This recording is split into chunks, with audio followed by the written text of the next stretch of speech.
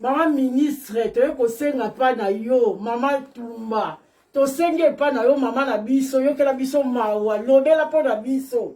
Vraiment, baninga bazalaki déjà na kuna na Dubai esi batiki ba meni bango na Congo na biso. Siko biso bata Turquie to tikali kaka boye eloko moko te tozoka susu ba ekote. Mais to yokaki déjà que semaine passée to yokaki déjà que bazoko sala pour biso beto kende. To sepelaki déjà. Mais jusqu'à présent tozoka susu suite à ta mon côté. To vandi en confinement donc toza confiné awa yango mo ko to lati boye pour na ko éviter ka maladie.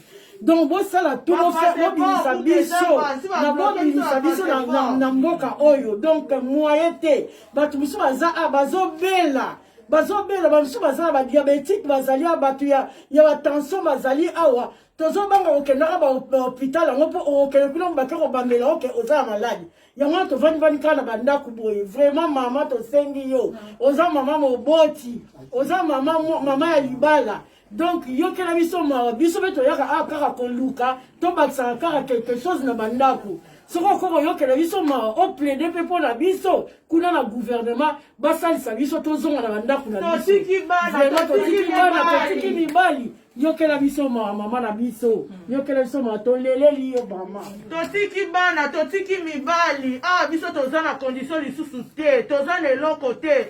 Papa ambassadeur a fait ça kaba soso moko ekosala biso nini mama tala kutu valise yango kutu eza déjà libanda toana esika ya kotia yango te mama lobela biso kuna mama Tumba oza na bana oza na famille est-ce que c'est baza libanda ozala kaka boye mama na biso toye pembeni na yo bosunga biso tozonga mboka Mama Thérèse Tumba ngai naza mwana na yo ndenge ozomona nga boy natiki Kinshasa na yaki ali koluka pona tozwa mbongo tokele koteka biloko le tonesala koteka na Kinshasa to kangami awa tokozonga ti mukolo nini natiki pena mwana na ngai ne tozomona nga boy natiki mwana na ngai na mobali na ngai natiki ekolo na Kinshasa ngai nde mnalukaka to complétaka na mobali kala ndenge ezalaka une femme sage bâtit sa maison. Si quand on reconnaît mon colonie jusqu'à présent, on ça la cité, to kangami to bloqué. Nous que la vie solution 2 mois yango.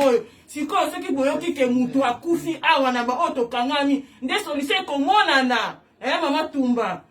On la vidéo to que solution et kozwama. En tout cas, nous voulons encore interpeller vraiment à l'attention de Madame la ministre Maman Tumba. Vraiment, nous venons auprès de toi pour solliciter votre aide, vraiment en tout cas.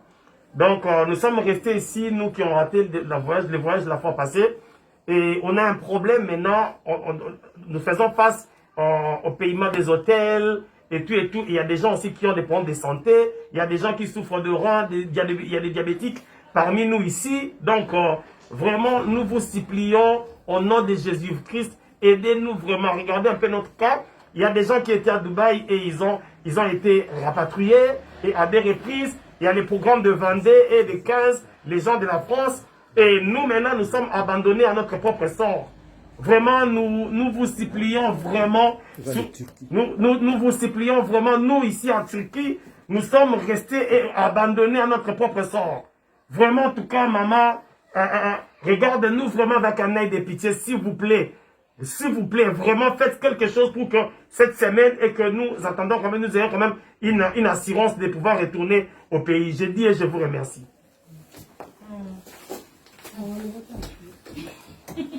Ah, peut-être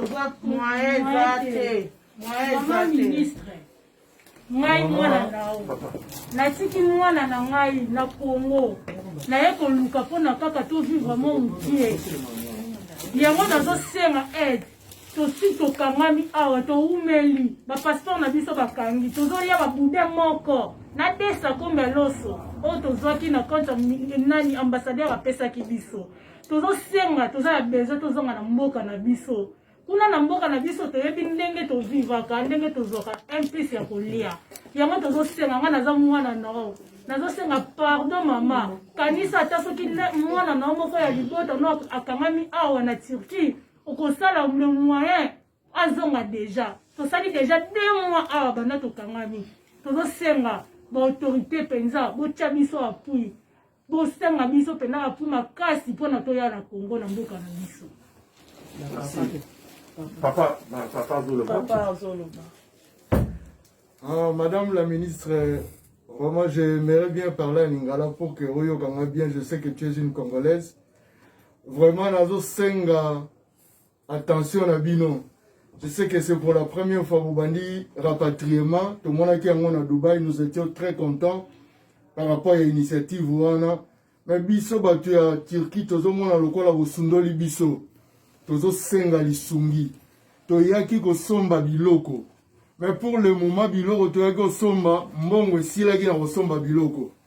Nous sommes chassés des hôtels toza suna esika ya kovanda te toyebani te na mboka oyo toza na problème sérieux sunga biso po tozonga mboka. Nous prions, nous vous prions lelela biso auprès ya Papa Fati yo nde molobeli na biso kolo asunga et toutes les suites favorables cette semaine. Tikanzambe a pambola yo. Amen. Amen.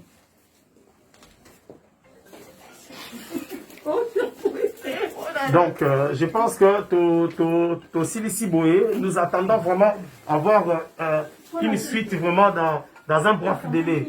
Merci beaucoup vraiment pour votre attention. Et maman Francine Paparoloba, c'est une étienne pour santé, pesa bien té. Santé za bien té. Tout le monde. Francine Loba. Papa makasa obeza te. Santé zotungi ça y regarde. Ah, tout cas, on va franchement. Nous avons souvent appelé ça quoi. Ah, Zamba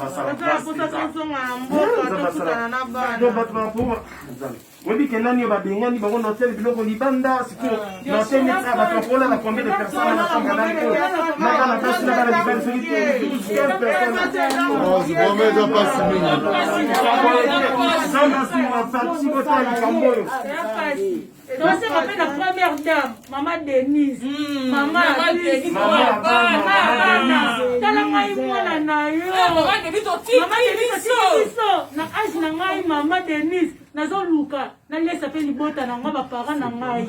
Nga mwa nkina boy na nga na kenda ka kosala kinumba. Na ndimi na luka nzela ya business na yeba ko construire foyer. Maman Denise tala biso. Tala biso kenda likambo. Merci. Merci Maman Denise.